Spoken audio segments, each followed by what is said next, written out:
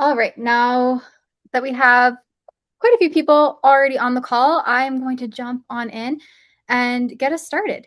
So thank you all so much for joining us. Very exciting day for our Represent Women team. We have launched the 2026 edition of the Gender Parity Index. And before I dive in, I just really wanted to thank you, Courtney, and the rest of your entire research team for the work that went into this year's index. It was such a big production, and it is such a critical piece of work that we put out every single year. So thank you for the diligence and the hours that you put into making this such a fabulous piece. This is our 13th year that we produced the Gender Parity Index, and that is nothing small to be said. We are the only organization that has been tracking women's representation at every level of government, across all levels of government, for this amount of time. And so this makes the Gender Parity Index a critical tool and resource for everyone who cares about women's political power to use, as it allows us to see how is women's representation doing nationally? Where are we at in the United States? Has progress been made? Where are we sliding back? And how do we make informed strategic decisions in order to advance progress toward a gender balanced government? So we would love for everyone on this call to walk away from this hour knowing a little bit more about what the Gender Parity Index is, where we stand in the United States this year in terms of women's as an representation. example and a critique, like Okay. to see whether Apologies. Um, where we stand in terms of women's representation, what states are doing the best in 2026, which states have fallen to the bottom of the scorecard and where we see room for improvement, and how can we collectively, as everyone on this call and the folks that are in your network, how can they engage with the Gender Parity Index? This truly is a tool. We want it to be utilized, whether it is in research, whether it is in advocacy, whether it's in making a case for why policymakers should be passing reforms to help advance women's political power. There are so many ways that this Gender Parity Index can be used. But first, understanding what it is and how we created it is a really foundational piece of this work. So that is why I'm so grateful to have Courtney here. She's our fabulous research director here at Represent Women, and she's been working on the Gender Parity Index not quite since its inception, but pretty much since then. And so she is an expert in this, and she's going to walk you through all that you need to know. So, Courtney, anything you want to say before we dive into the questions and discussion for tonight? I'm happy to dive right in. Happy to Okay, be here. perfect. All right, so Courtney, for someone who's never heard of the Gender Parity Index before, what is it in plain terms? The most simple definition of the Gender Parity Index is it's a measurement tool. It is a tool that we created to measure women's representation in national, state, and local office in all 50 states, specifically in elected office. And from this tool, we generate a gender parity score, rank, and letter grade based on each state's proximity to parity. Amazing. Now, one question that I've heard a lot is why has Represent Women decided to track it state by state in this index? Why not just look at a national number or a snapshot of one year? I'll answer that out of order. And one of the reasons to not look at representation just in any one level of government, whether it's national or state level, is because the reality is you may have states that have made greater strides towards parity at the national level than they have at the state level. There are examples every year over the last several years where some of the states that rank the top for women's representation in Congress have ranked the bottom for women in state legislatures and vice versa. So one of the advantages of the Gender Parity Index is instead of hyper-focusing on one individual level of office, we try to gain a better sense of what the big picture is. That's awesome. And I, as someone who's joined Represent Women a year ago, but really was introduced to this work through the Gender Parity Index a few years ago, it was amazing to see that you did look at all the levels of government, as up until that point, I'd only really seen the longitudinal tracking of state legislatures. And that's what makes our index so unique, and that it doesn't just look at one level. And that's filling a gap that's desperately needed. So I guess looking at that gap and what we measure, could you go into that? Like, what does the GPI actually measure? Which offices and levels are included? What's the breakdown of that? So first, we'll take a step back. And when we are measuring progress, what we're really trying to do is assess either on one end of the scale, are there no women in office at national, state, or local level, or are there women at every single office that we track? So for each level of government, we assign a different number of possible parity points. So at the national level, we are looking at women's representation in US Congress, both the US House and the Senate, for up to 30 points. For the state level, we break that down into two halves, looking at women in state executive office, depending on the number of elected state executive offices that there are in each of the states, for another possible total of 30 points. In state legislatures, we are looking at not only the women in state legislative office, their lower house and their upper house, but also women legislative leaders. So if there is a Senate president or pro tem, a House speaker or speaker pro tem, and then at the local level, we put a simple baseline for women's representation in the chief elected positions in cities with populations of 30,000 and above, and the 5 largest counties of each state. Taken all together, out of these 100 possible points, the goal is to achieve parity, which would be 50 out of 100 points. And with that 50 out of 100 point score, that kind of leans into our methodology of how we are creating the Gender Parity Index. Could you kind of go into why have we used the same methodology since 2013? Why has that consistency mattered? And what would we have lost if we would have changed this methodology year over year? So, well, the main goal of the Gender Parity Index is to be able to revisit the numbers on a year after year basis. And the only way to meaningfully evaluate what has changed from one year to the next is to be able to rely on the fact that we've looked at the same offices each year, that we are evaluating them the same way each year, that a governor, we are not just looking at who the current governor is, but the elected governor for the previous 2 cycles, for example, that we are assigning a certain level of weighting to each member of Congress, and that we are using the same weighting each year, and that we are not flattering the results simply because there has been a newly elected woman. You can lose the same points back again in a few years if that woman later leaves office. Thank you. So can you walk us through how each state gets its score, a little bit more granular in those details? What goes into the number that we are producing every year?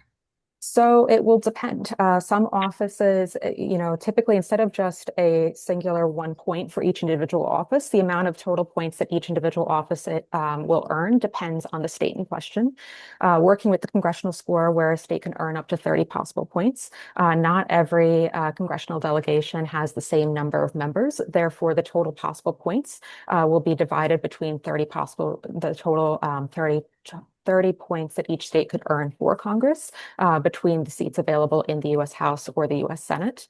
And then the amount of points that each state receives will depend on the number of women in each of those offices. Awesome. Thank you, Pong, for sharing these scores. Just for people to get a better sense of what the formula is that we are talking about, we have shared that on the screen, as sometimes it's a little bit easier to see visually what we are talking about. And if you have any questions as well, there is a methodology section in the report. So feel free to dive a little bit deeper into that. So we've walked through the scores. We've walked through why it's important to have this methodology year over year. I guess the next thing to ask, which I think everyone's been waiting for, is how are we doing this year, Courtney? How is gender parity looking in the United States? So this year we have 3 states that earned the top possible grade in our Gender Parity Index. So I walked through the initial scoring rubric of it. You can either earn 0 points if there are no women in office, up to 100 if women are in every office. And I floated the idea that 50 out of 100 is the target goal. For each state that has earned at least 50 out of 100 possible points, that state receives an A letter grade. For each state that earns between 33 and 50 points, receives a B, 25 to 33 receives a C, 10 to 25 receives a D, and then any state that has earned below 10 would receive an F. Whereas the first Gender Parity Index that we generated, the majority of states received either Ds or Fs. This year's Gender Parity Index boasts 3 states that have received an A, 12 states each that have received Bs and Cs, and then 23 states that have earned a D. Fabulous. And Pong, feel free to jump to the next slide, as that's where I was headed anyway. So diving in a little bit deeper, what are the top line findings from this year's 2026 Gender Parity Index that you think everyone here should know about?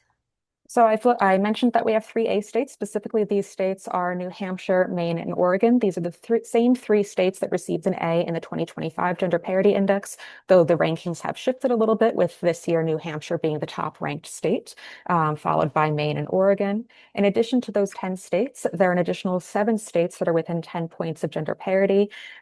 Fun fact about these states, each of these states have also been within 10 points of parity for the last several years. And of these states, Washington has been within 10 points of parity every single year since 2013.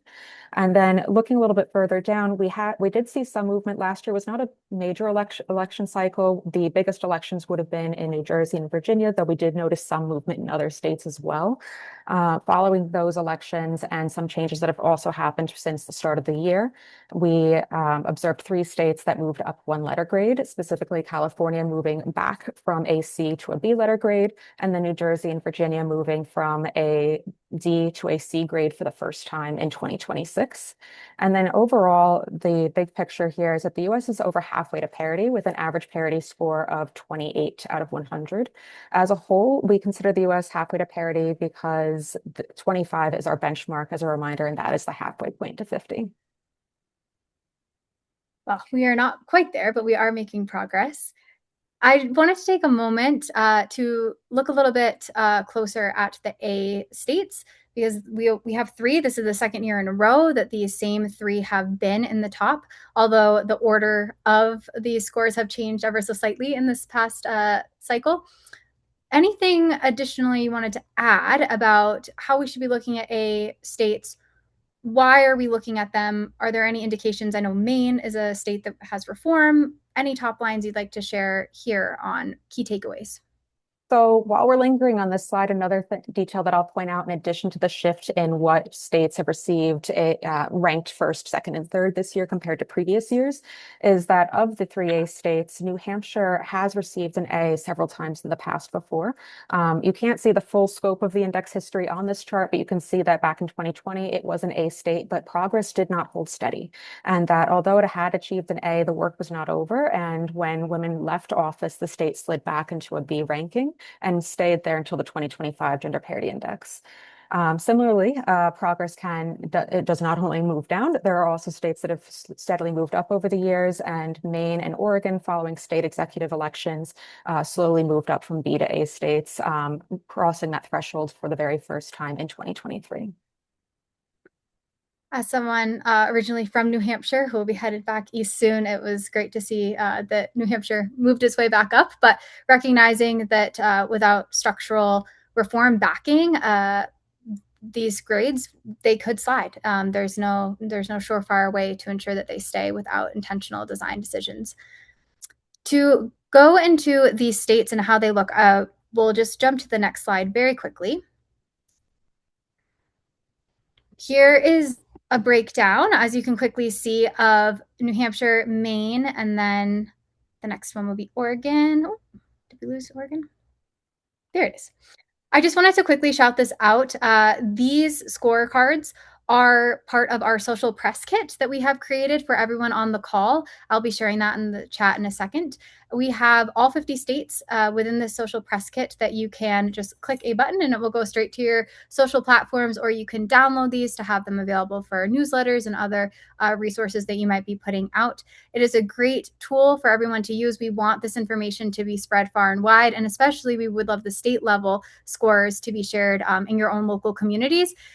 Some states are doing well. I would be happy to share it to my New Hampshire community that we have an A, but for other places, when we've shown, oh, like you were a D, it really generates conversations on how we can move it forward. And it could be just a really easy way to start that conversation. And huge kudos to my communications team, Pong, who's doing the slides, and Livia, who's in the chat, for working on all of these scorecards and putting together this toolkit for us this year. So just wanted to thank them and make everyone aware of this great resource. Alrighty, we can jump ahead to a few more detailed questions. So now that we've talked about the highest states, and we've talked about some states that have moved up. That's the natural progression would be to, oh, well, we can jump over to the top bottom 10 states. So what are we seeing with the lowest 10 states, Courtney? These states have Ds. Idaho, in particular, is at the bottom of the pack. But there's an interesting story behind Idaho that I will let you dive into. So I'll leave you the floor. Yes. So while in the A states and the 3 states that moved up a letter grade in this year, those changes were due to gains that they made largely in the state executive level, and actually all 5 cases. When it comes to some of the bottom states, there are 2 stories that unfold. One, there are some states that are simply outpaced as other states start to elect more women in office at any level of government and gain enough points to move from being a D to a C and so forth. Whereas there are other states such as Idaho this year, which previously had a higher score on the Gender Parity Index back in 2020. It ranked 32nd in the nation, and with a parity score of approximately 19 points. Since then, losses in their state executive office have contributed to declines in women's representation, which between 2020 and 2026 ultimately has led to it receiving the lowest score in this year's index. Yes. I do like looking at Idaho because I think it's a great example that just because you have a decent score, you are perhaps in the middle of the pack or doing better than other states. That does not mean that you cannot experience backsliding. And in the case of Idaho, was some pretty severe backsliding to land it as the worst state in the union and an 11 on our grading scale. The other point that I wanted to make, so wherever that Virginia, New Jersey scorecard was, if we're able to jump back to that slide. Virginia and New Jersey, I wanted to chat about them because they both had pretty historic milestones this last election cycle. In Virginia, Governor Abigail Spanberger became the first ever female governor of the state of Virginia. And then in New Jersey, we had Governor Mickey Sherrill, who was elected as the first ever Democratic female governor, who also was the first female veteran governor in the country. So we look to these big milestones, we celebrate them. That is certainly a win and a milestone and a first that we want to acknowledge. At the same time, how does our gender parity index think about milestones like these? And how do we take into account how firsts really impact the score overall? One of the challenges with focusing on the role of any individual woman in office is that you are putting your hopes on that woman staying in office forever, essentially, or you are putting a lot of hope in that woman being replaced by another woman when it does come her time to leave, whether it is due to term limits or she voluntarily exits office, or later loses an election. In the case of New Jersey and Virginia, another detail that I think might be interesting to note is that in addition to the state executive races, there were also state legislative races. And while in the case of Virginia, there was a net gain for women in the legislature, in New Jersey, we did not observe the same and we saw net losses. And one of the lessons from the Gender Parity Index is it's as important to pay attention to who does not win each election cycle as it is to each individual woman who wins, because focusing on those individual wins sometimes masks the simultaneous losses that are occurring. And one other point I just wanted to quickly dive into and ask you about is you mentioned that sometimes we're seeing a historic win for a woman, but they are replacing another woman, which is not adding anything to our score. Could you talk a little bit about how when you do have these replacements of women, that they're not compounding the score or adding anything? It's a zero sum kind of trade out.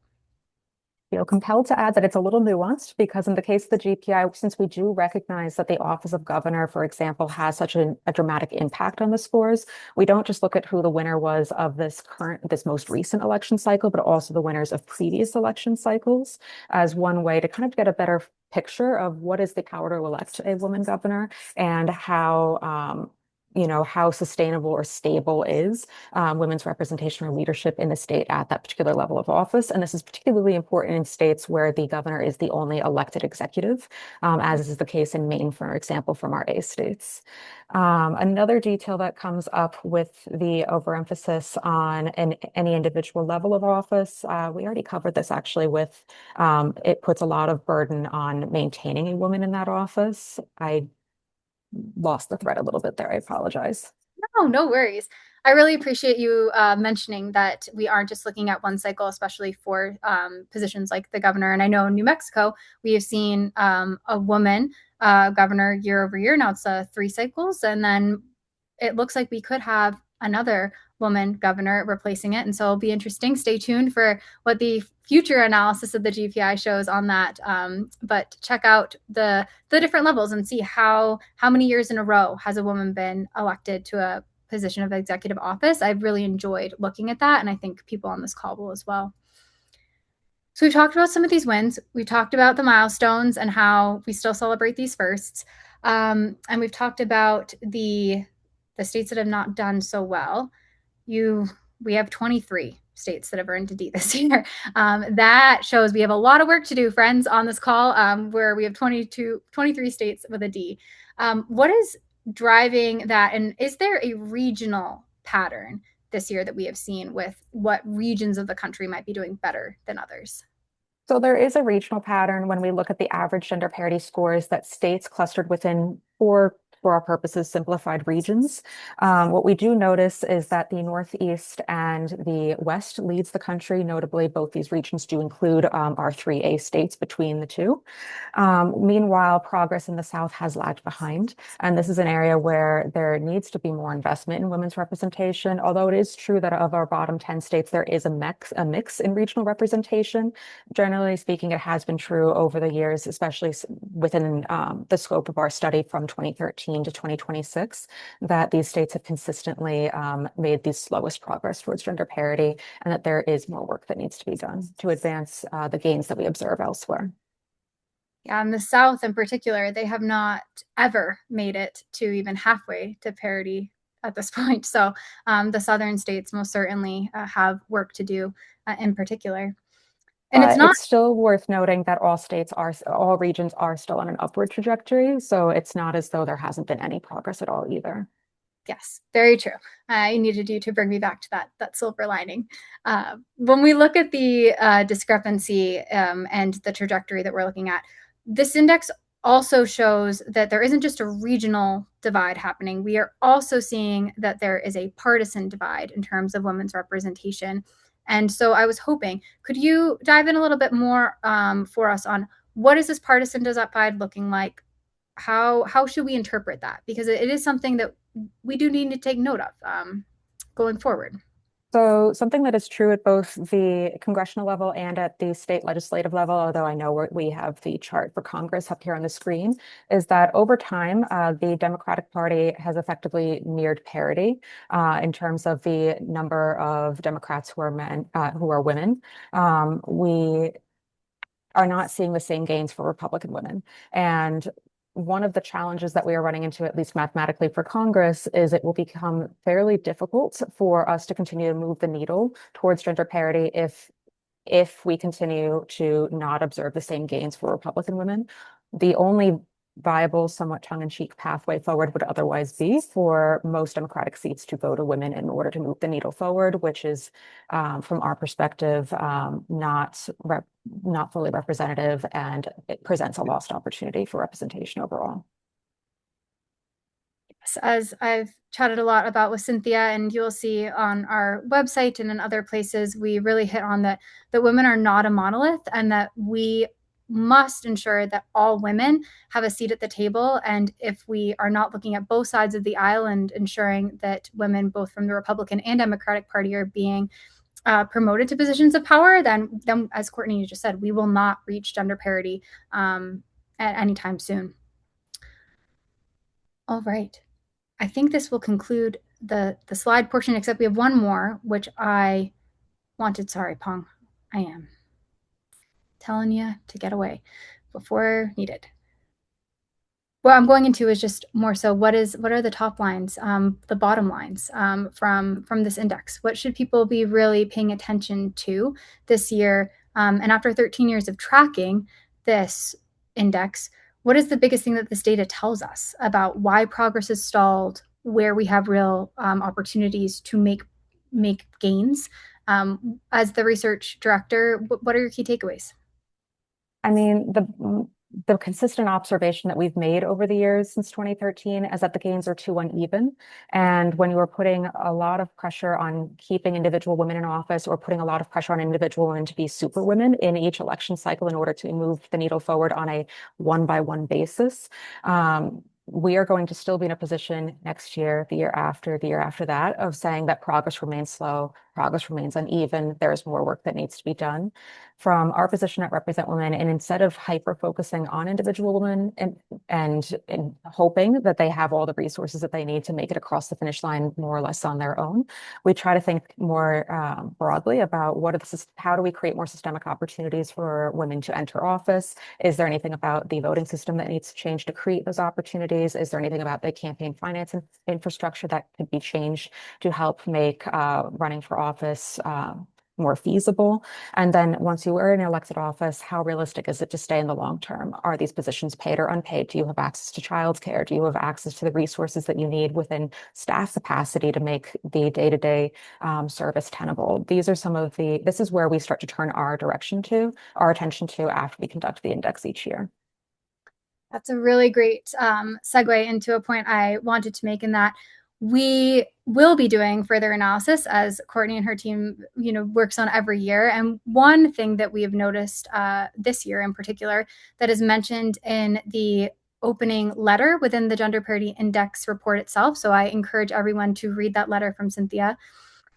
And that finding is, over the last decade, we have seen massive amounts of women running for office. The total number of women who've run in the last 10 years is the highest we've ever seen running for office. And that is paired with 10 years of increased investment in women candidates who are running. We're seeing these pipeline organizations do a fabulous job recruiting women, helping train them, be prepared so that they can run in races that are so important to fill. And then we have funders who are funding these very critical campaigns. Yet at the same time, we are not seeing the money and the candidate pipelines fully translate into wins for women. Otherwise, as our Gender Parity Index shows this year, it would have been far higher if all it took to unlock these wins alone was candidates and funding. And now, mind you, we are so grateful for the candidate training and recruitment work and the funding that is going into that. And if we look at the progress made over the last 10 years, that would not have been possible without that effort. At the same time, if we want to unlock further gains, we want to get past what we've coined as a structural ceiling that we've hit in terms of our gender parity right now, we need to invest in and unlock the structural changes that would allow more women to win. As we have a whole slew of data on our website and in our research library that Courtney and others have worked on that show that structural reforms like ranked choice voting, like proportional representation, do unlock opportunities for women to win at higher rates. And so what we're going to be using the Gender Parity Index for going forward is to analyze the structural ceiling where we need to pair the recruitment and candidate efforts and the funding that is going into those campaigns with intentional structural reform and redesigns of our system in order to really mobilize the opportunity that this pipeline is built. And so that is just one area that we'll be working on, and just an example of how we at Represent Women are using this baseline to further inform our work. In case you're thinking, how am I going to use this baseline to inform mine? Just a slight insight on how we're interpreting it and the work we will be doing going forward. Anything to add on that, Courtney? No, I think this is good. All right. I wanted to open it up to the floor for people. We do have it as a meeting today so that people are able to come off mute if you'd like to ask a direct question, ask in the chat. Any thoughts that you'd like to share on where we're at with the Gender Parity Index, how your state is doing? One other from the comm side thing I'd like to mention, and my fabulous colleague Tamaya, our programs and partnership manager, is also on this call. We are here as a resource. We are here to help you understand the Gender Parity Index, to share this information with your own audiences. So if you would like to have a Represent Women come in and do a presentation, we do virtual presentations. If you're in the DC metro area, we could even do one in person. We are happy to do that.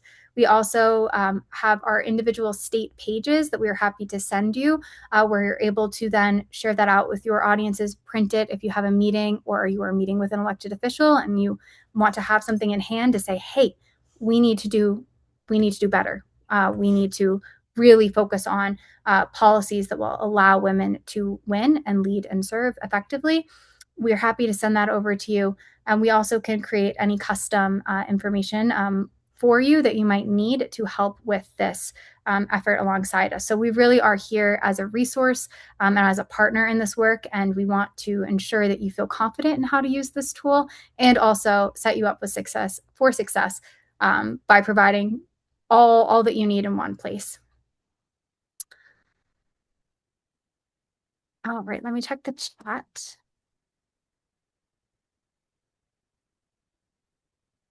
All right, we have one question from Courtney Knapp.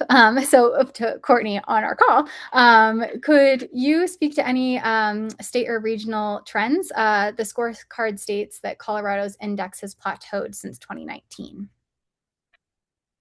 So I don't have the specifics on Colorado handy for me. I could pull it up though. That's something that I do have. Let me see.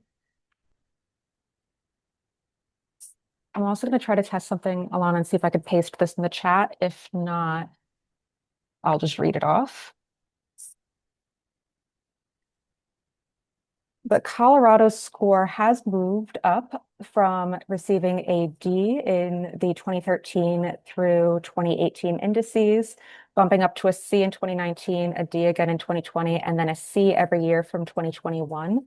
And with that big shift finally from a D to a C and holding steady, that would have been increases in Congress and state legislature and also at the local level that led to the greatest gains, whereas representation is held pretty steady at the state executive level. And then here's the experiment where I'll see if I can paste this in the chat.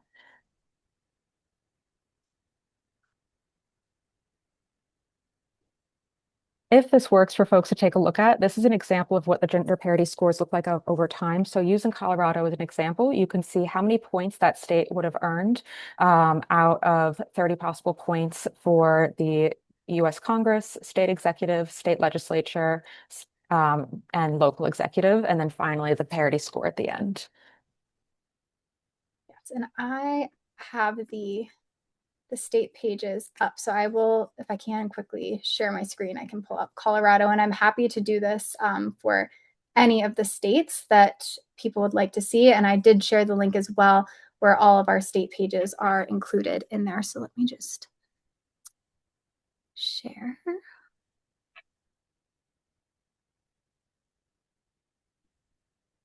right. So here is, can everyone see my screen? Okay. So this is the Colorado state page. All of our state pages that we have in our Gender Parity Index look like this. They're easy to download. You can download, print, distribute, however you see fit. But they're a great, easy one-pager that gives a lot of data in a really clean way, which I love.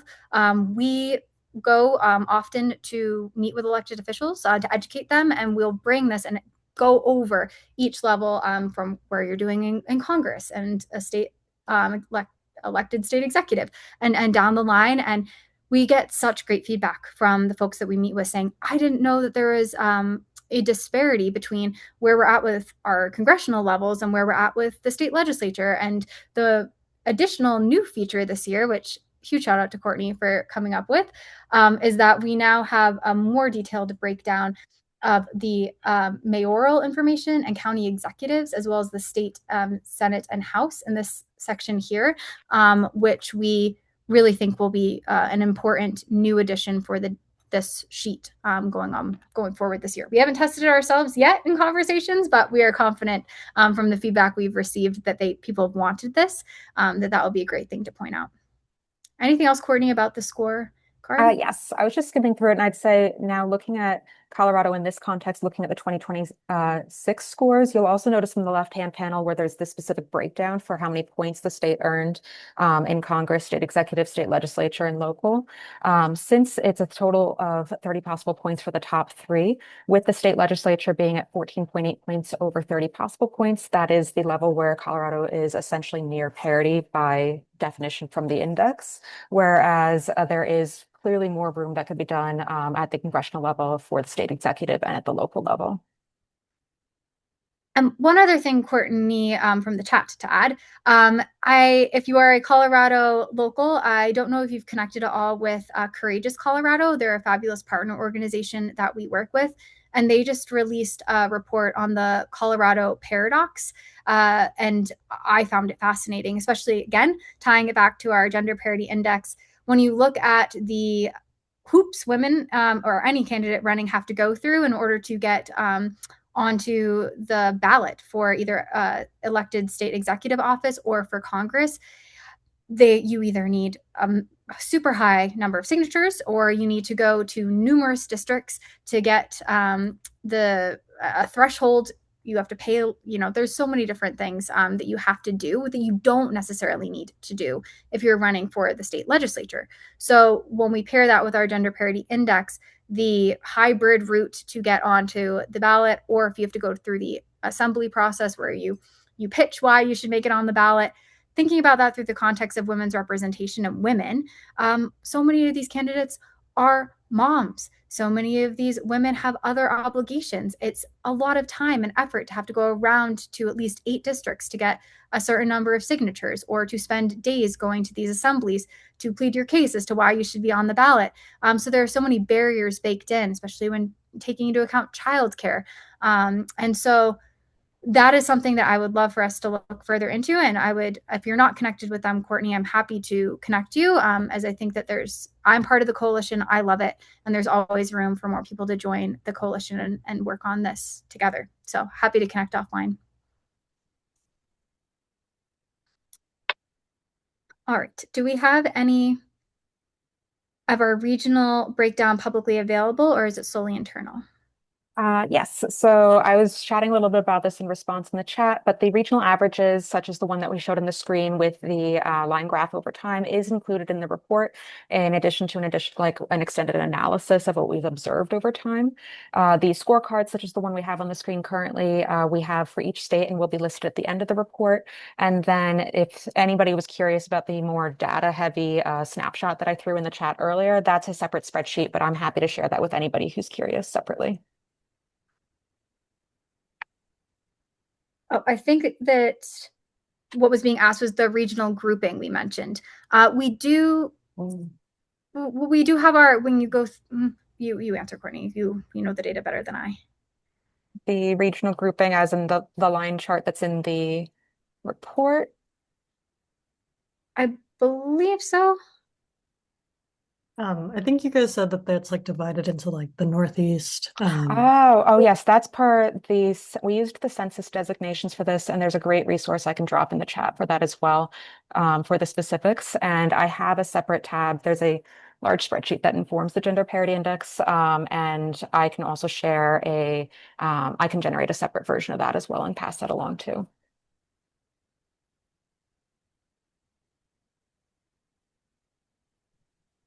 Just going through to make sure that I have not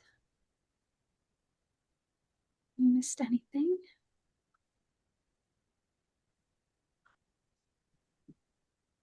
Any other states people are interested in seeing, or any other details?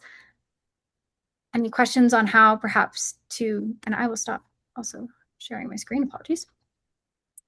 How to continue to use this tool and resource? That is a question that we often receive from folks. So if there's any immediate questions now, I'm happy to answer from the comm side, or Courtney from any other research questions that she encounters on how do we talk about the Gender Parity Index when we're meeting with people. We will also be providing a second training for folks to hear a little bit more about how we deploy this resource into our networks. And so that will be something we'll be hosting next month. And if you are not signed up for our free Women's Power Collaborative, I highly suggest you do so, as that is a place where we will be starting to tailor some of our closed group trainings on the Gender Parity Index. We have actually some new exciting polling coming out from our partners at Murmuration, looking at the state of women's leadership and democracy and how respondents feel about parties and an election reform. So please stay tuned for that. That's coming actually in 2 weeks. So it's a jam-packed month for reports and findings from the Represent Women team. But we will also be doing some enclosed internal briefings there. And then in October, we will be doing a public briefing for everyone here. So there's multiple opportunities to engage with us, and we really truly want to be the best partner we can with you all in helping answer questions that you have.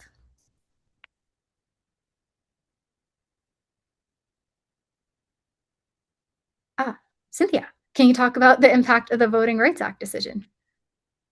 So this is something that we are monitoring closely, especially insofar as it has impacted the ramping up of the redistricting of across the US, and as insofar as it may impact the outcome of both the upcoming elections and future elections. There are implications for how the scores will break down in the future, depending on what happens to these districts. But in terms of the specifics, the immediate impact, we won't be able to measure that until the next index. And we can perhaps tag team Marcella's question. From the research perspective, Marcella's wondering, what do we recommend that Texas, or recommend for a state like Texas that has a D and isn't making progress? Courtney, I know you've worked with, actually, I think Marlene's on this call. We've got some friends from Texas who we've engaged with the Gender Parity Index. So I'll let you take it first and then I can jump in after.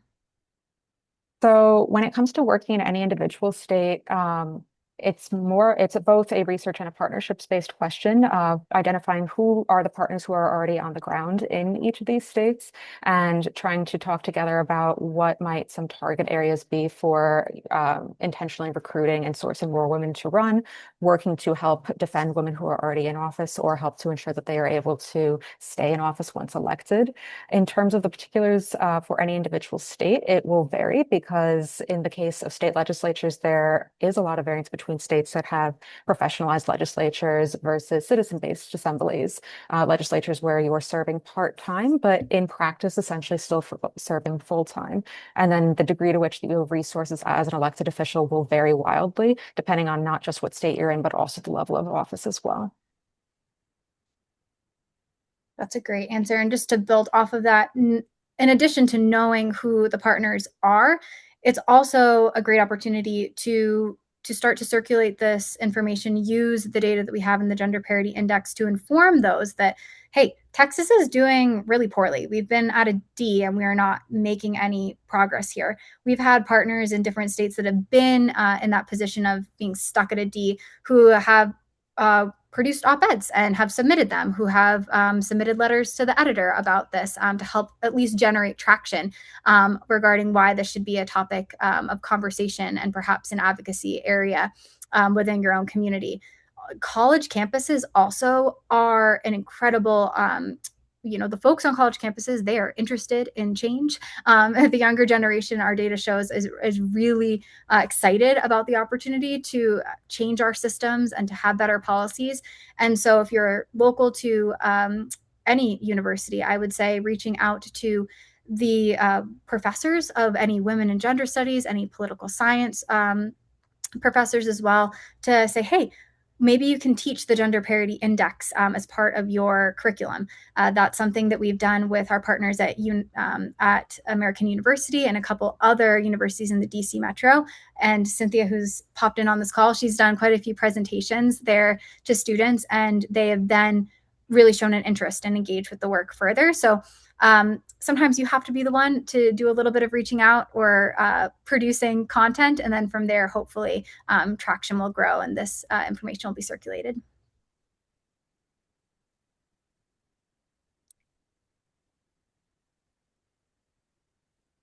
One other thing is that if you are in a specific state and you are hoping to circulate this information and you don't know where to start, or you would like to become more involved in increasing women's political power in your state, that is also an area that we can help you. So if you are from Texas and you don't know who to reach out to, or you are from Oklahoma and you don't know who to reach out to, please reach out to us, and then we can happily connect you to either in-state partners or research institutions that we work with across the country to help build that network for you. That is another great resource that Represent Women provides. And as Michelle added, we do have a fabulous women's experts and democracy directory where you can go and scroll and see who's an expert in your area, who you could perhaps connect with to help leverage this data and leverage your passion for women's representation in a really meaningful way.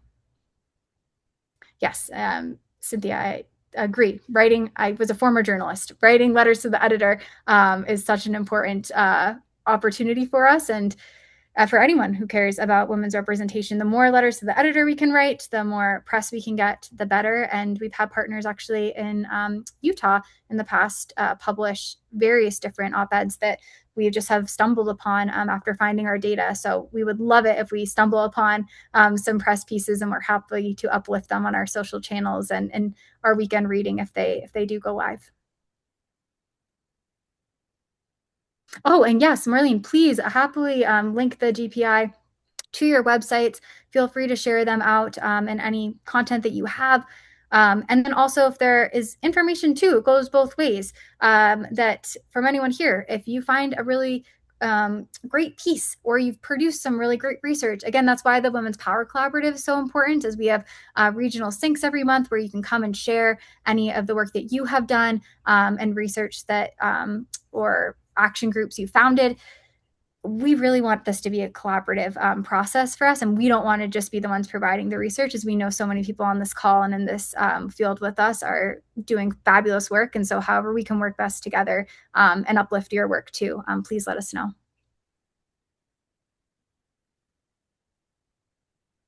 Well, we are coming up. We have about 12 minutes. So if I don't have any other questions, I know I have said my piece, and Courtney has done a fabulous job sharing the research. So I'm happy to give people 12 minutes back of their time. Well, thank you all so much for joining us for our first ever launch day webinar event. We are just so excited to have this new data out there, and we're just beyond grateful for all of your support and the interest in tuning in about the Gender Parity Index. And again, huge kudos to Courtney and her team of 2 researchers, Tori and Jackie, who just did a fabulous, fabulous job on this report this year. So stay tuned for more from us.